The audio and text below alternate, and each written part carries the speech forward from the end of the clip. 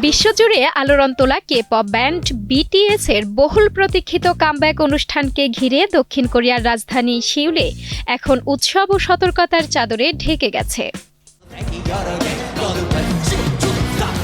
দীর্ঘদিন পর মঞ্চে ফিরছেন বিটিএস সদস্যরা, যা ঘিরে ভক্তদের মাঝে উচ্ছ্বাস ছড়িয়ে পড়েছে।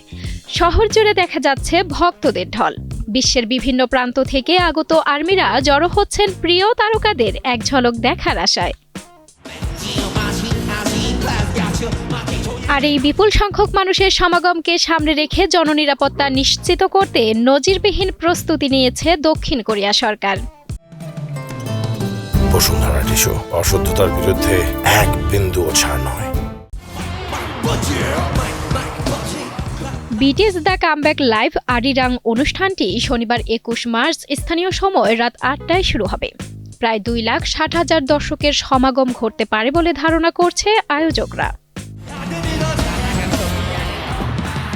শহর জুড়ে নেওয়া হয়েছে নানা আয়োজন।